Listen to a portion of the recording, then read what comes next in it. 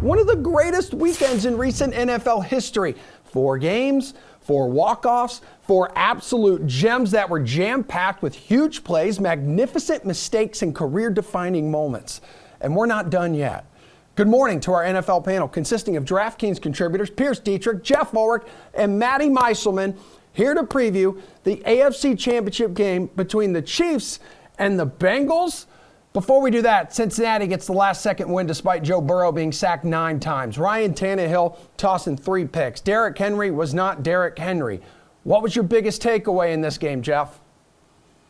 I mean, the biggest takeaway is the Titans obviously shot themselves in the proverbial foot a little bit by running Derrick Henry, who hadn't played in 10 weeks, a little bit too much, and then Ryan Tannehill turned the ball over. I mean, it was just one of those situations where the Titans defense did everything they needed to do to win, but they basically got a complete floor game from the Titans offense. And the Titans offense floor game is not very good. They're right up there with the worst teams in the league when they play bad on offense. So that's pretty much how the Bengals got here. I mean, they did what they needed to do. Joe Burrow executed. I didn't really think they did anything spectacular. The big plays were there with Jamar Chase when they needed some chunk yardage, but realistically, this is a game I see the Titans lost rather than kind of the Bengals going out and showing us anything spectacular, because when you allow your quarterback to get sacked 9 times, 9 times, there's Bueller reference there. I don't really know how much faith I have in them going forward. All right, Pearce, how you feel about this one? Your biggest takeaway was what? Well, let's go a different route. Evan McPherson, the rookie kicker. He's got some swagger. He called his shot before he went out there. I know people don't care about kickers in DFS, but if you're on the betting side, you should care about this guy. He's got ice water in his veins. He was putting points on the board all throughout the game. So if you're betting Bengals and the spread, he helped you a ton. And if you're crazy enough, and I don't think it's crazy at all, to take the Bengals and the money line this week, we're expecting a shootout. No one's going to talk about the kicker. But if this comes down to a final possession, you're going to feel pretty comfortable with Evan McPherson lining up for a game winner and your money line bet cash. All right, Matty, the Bengals are not a year away anymore. They're one of the AFC's top teams right now. Yeah, so what I feel like I should focus on is that this was a bad football game, and especially the Bengals offense just didn't play well, but they have so much talent at wide receiver that it just masks all their problems. So this could just be a pro Jamar Chase segment because the guy is just insanely good. But what I really feel like I want to focus on instead is the running back thing that I guess analytics have been harping on for so long, just that there is not that much importance on having a star running back on the field. Derrick Henry had fewer rushing yards than Dante Foreman in how many? Okay, there was some noise coming from my computer. Someone doesn't want me to talk about Derrick Henry, but Foreman outrushed him on 1/5 of the carries. It's just, this continues to be a thing where it's just not a big deal to have a star running back on your team, and it couldn't have been any more clear than it was in this game. All right, well, Pearce, we were treated to an absolute masterpiece to end the weekend. Buffalo and Kansas City with the title bout that was every bit like the Godzilla versus Kong spectacle we were expected it to be. So we can expect debates, right, for months on the league's horrible overtime rules that kept Buffalo from even touching the ball. But what did you learn last night between these two teams? You are not going to let this overtime thing go. No, I'm not. It's the only thing that's going to unite this country, Pearce, is banning these rules, changing the overtime rules in the NFL. Go ahead.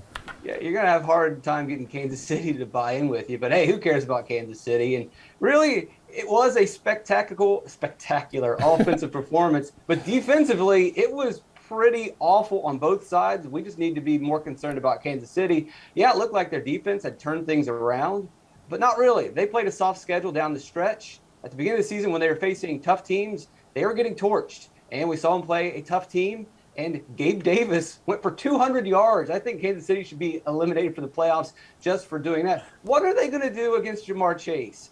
If Gabe is putting up 200 on him, Jamar Chase is going to do 200 again. He's already done it once. T. Higgins is going to shred him. This is going to be a long game for Kansas City's defense ahead of them.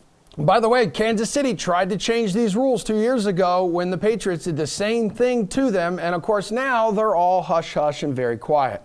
Matt, what'd you learn last night between the Bills and Chiefs?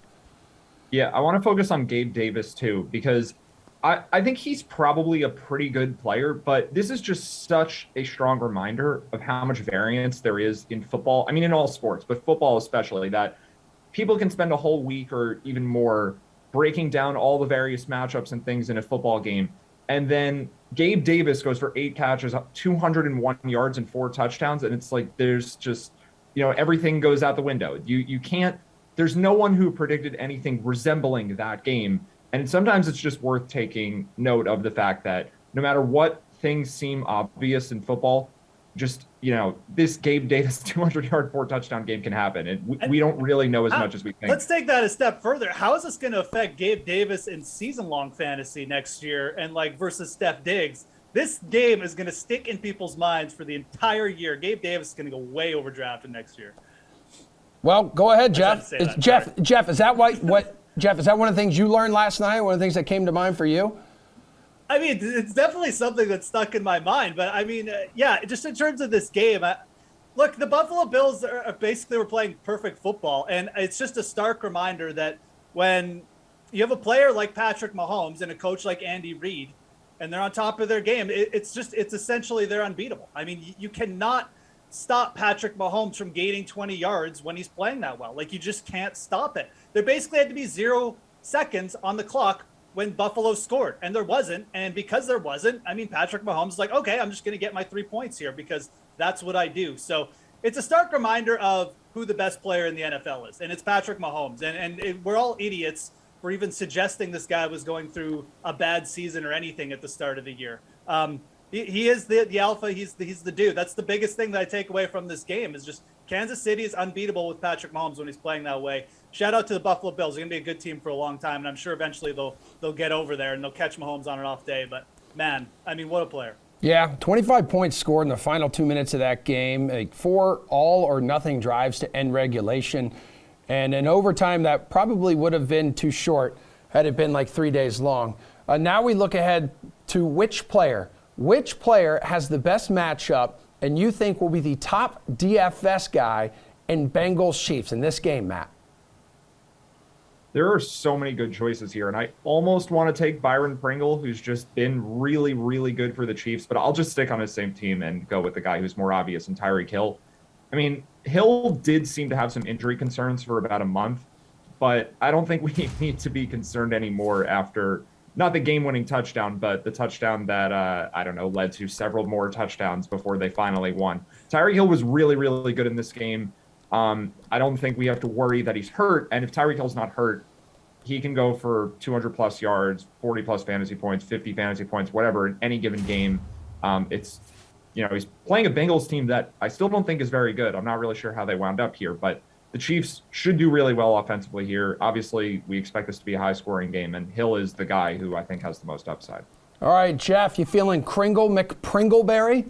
I mean, I know Pearce is going to pick Jamar Chase, but I really do think you got to pick a guy on the Kansas City side. I'm kind of on the Matt side here. I mean, Cincinnati's a nice team. I love Joe Burrow. He's got so much swagger, but I just feel like the Kansas City is they're just like the better version of Cincinnati right now. Maybe Cincinnati becomes Kansas City down the road, but I think it's going to be Travis Kelsey here. It could be Tyreek Hill, but I'm going to go with Travis Kelsey. This matchup against the Cincinnati Bengals linebacker crew and say this is just a complete mismatch. Cincinnati was easily a bottom 5 team in covering against tight ends in pretty much every facet this year. We saw what Travis Kelsey did, and Kelsey went through his little bad patch this year too, but I mean, what a catch, fade in the end zone to end the game.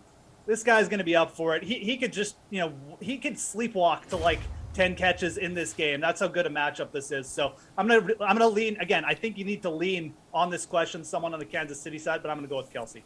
I mean, Pearce, if you're going Jamar Chase, it's not a bad pick. Another 100-yard game for him. How is Kansas City the better version of Cincinnati? We just watched these teams play each other, and Cincinnati was the better version of Kansas City, and the numbers are there to prove. Big sample size, pal. One game, sure, yeah, okay. One game. I'm looking big picture. 5 years. Who went to the AFC Championship 3 years in a row? Where was Cincinnati last year? Jamar Chase wasn't eligible to play over the last 5 years because he was still in high school. In 1 year, he's been pretty good. I mean, he's the MVP candidate in my book. You see the way that he plays. Without him, Cincinnati's not in the playoffs. Cincinnati's not going to the Super Bowl. Tell me a player that's been more valuable than Jamar Chase. There isn't one. And the Cincinnati receivers are right up there with T. Higgins is a number one wide receiver on any other team. Boyd is probably one of the best, if not the best, number 3 receiver. And Uzomah was amazing last week as a tight end, as a safety valve. Burrow got sacked 9 times. A lot of times he just checked down, got the ball to C.J. Uzomah over the middle, got the first down. He's cheap. All the Bengals are cheaper than the Chiefs this week. They're the play. And Geoff, would you like to apologize to Pearce for the Bengals knocking off your Titans, who were your Super Bowl pick? I'll never, ever apologize to Pearce. I will apologize to my huge fan base out there. I thought we were in a great spot here with the Titans, getting them a big plus money. The team just didn't get there. I mean, it just happens. Everything fell into place. You have your steak and your dinner, there's no fork. I don't know. That's the best analogy I can do. I'm sorry. Okay, it's fine. It takes a real Canadian man to apologize and own up on his mistakes. Where are you leaning for the game total here? Again, talking Bengals and Chiefs. It's opened at 53.5. Is that what it's at now? Yes, it is. These two, again, you guys just mentioned it, how they went off in Week 17. They hit 65 points in that one, Geoff. Look, I like Joe Burrow. I do like this Cincinnati Bengals team. I really think the future is so high here. I do agree Jamar Chase is great. I'm afraid for this game. I think that the Bengals offense is going to I think Joe Burrow's going to get sacked a lot in this game. And I think that you're going to kind of hit a brick wall here with this Cincinnati Bengals defense. I get that the Chiefs looked bad last week on defense, but that was against the Buffalo Bills. I don't think people realize how good the Buffalo Bills were playing. I think the Chiefs defense is going to stop the Bengals offense a little bit here. And I think this total, you need to wait a little bit because I think this will definitely get to 55.5 because we have the precedent, the recency bias. They just played in a shootout. But I'm going to take the under in this game. I just don't think that the Cincinnati Bengals offense is going to keep this roll going. All right, Pearce, do you agree with that? Do you expect fireworks galore? Yeah, there's going to be plenty of fireworks. These defenses are not good. We all agree that Cincinnati's defense is average at best. They made Julio Jones and Brown look good last week for Tennessee. And you look at the Kansas City defense. Yes, they played well against poor offenses. But if you go through the last games of the season or at the beginning of the season when they were playing strong offenses, they struggled. Maybe Cincinnati's not as good as Buffalo, but Cincinnati didn't seem to have any problems scoring on Kansas City a couple weeks ago. You've got to go with the over here. Do you have to go with the over here, Matt? Is that what you're feeling? I don't think you have to. I'm more on the same page with Geoff here in terms of waiting and then betting the under later. But my concern is that Tyrann Mathieu got hurt, and I personally don't know how much that affects what the Bengals are going to be able to do through the air or just their offense in general. So I'm cautiously leaning towards the under, but I do expect the total will go up. So if you like the over, bet it now. I think that point is definitely true where we're going to see this climb throughout the week because everyone wants to root for scoring in this game, maybe except me. I think rooting for unders is fun. It's just like something that I really enjoy doing with my time. But a lot of people like rooting for points, and I think because of that, we see the total go up a lot. Now it is time to name our Super Fantasy Player of the Week presented by Supercuts. And of course, with more than 55 DraftKings fantasy points, Bills receiver Gabriel Davis is your Super Fantasy Player of the Week. 8 catches, 201 yards, a postseason record of 4 receiving touchdowns. Both quarterbacks, yes, they delivered more than 40 DK fantasy points. But Geoff, you expect another receiver to be next week's Super Fantasy Player of the Week, or will you take a quarterback to earn that honor? I'm going to go with the tight end. How's that? I'm going to go with Travis Kelsey. Is that allowed? Am I allowed to pick Yes.